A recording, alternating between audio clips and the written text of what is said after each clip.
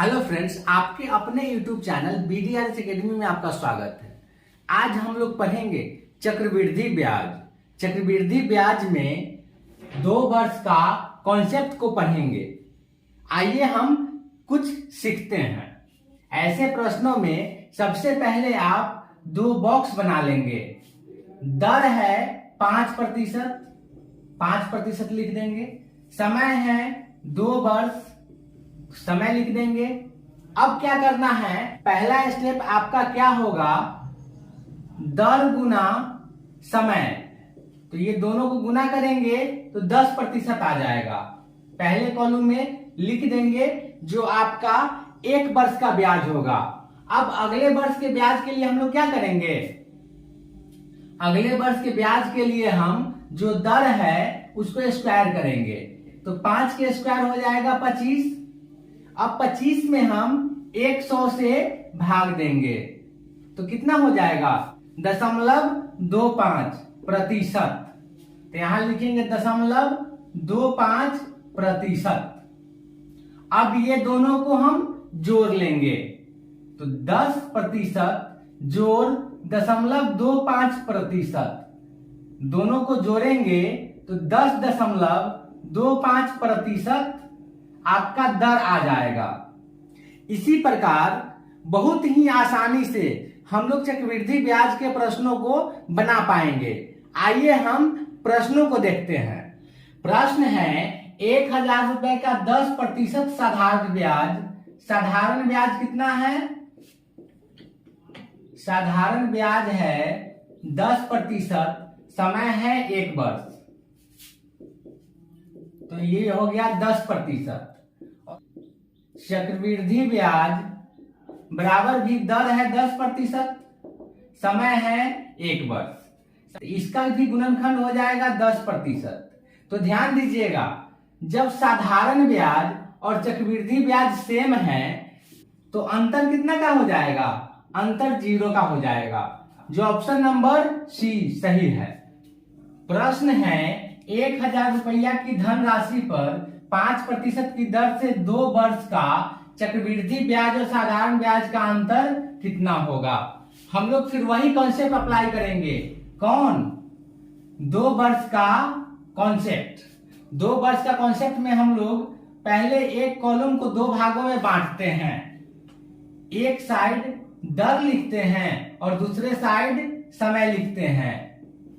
अब इसमें पहला स्टेप आपका होता है दर और समय का गुना, तो गुना कर लेते हैं। दूसरा स्टेप क्या होता है, दर का स्क्वायर, दर का स्क्वायर और 100 से डिवाइड। 100 से अगर डिवाइड करेंगे तो 2 अंक के बाद दशमलव आ जाएगा, इसका योग हो जाता है 10.25%। अब हम साधारण ब्याज निकाल लेते हैं। साधारण ब्याज कौन हो गया, ये साधारण ब्याज पहले वर्ष का ब्याज हो गया। आइए हम लोग निकाल के देखते हैं। 1000 गुना 10/100, डबल शून्य से डबल शून्य कट गया, बच गया 100 रुपया, साधारण ब्याज हो गया। अब हम चक्रवृद्धि ब्याज निकाल लेते हैं।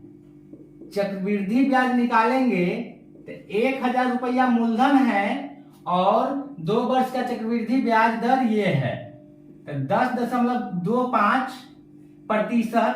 अब गुना में 100 होगा। हाँ, ध्यान दीजिए, इस दशमलव को अगर हटाएंगे तो नीचे 100 से हम भाग देंगे। अब इसको कैलकुलेट कर लेंगे। आइए करके देखते हैं।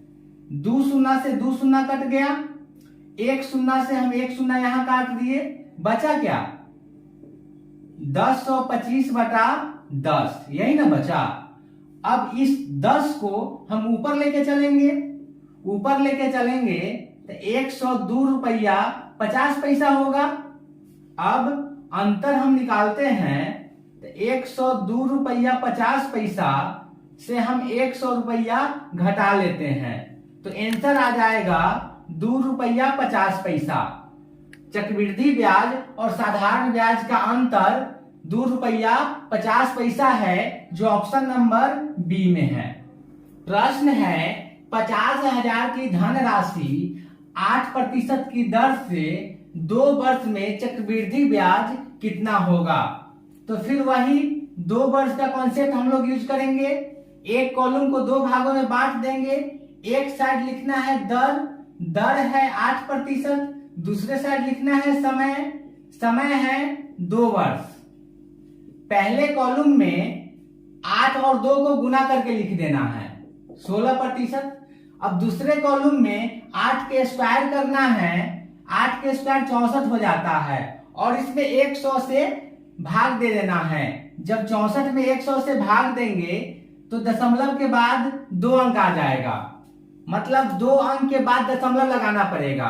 अब ये दोनों को जोड़ लेंगे तो दर बराबर हो जाएगा 16.64%। अब हम यहां से चक्रवृद्धि ब्याज निकाल लेंगे।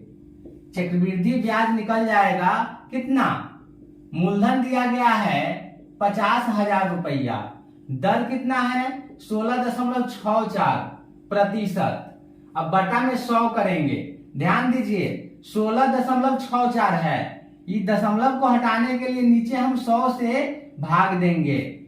अब काटकुट कर देते हैं, डबल शून्य से डबल शून्य कट गया, फिर डबल शून्य से डबल शून्य कट गया। अब बचा क्या, 5 गुना 1664, दोनों को हम गुना कर लेते हैं तो आ जाएगा 8320 रुपया, जो ऑप्शन नंबर डी में है।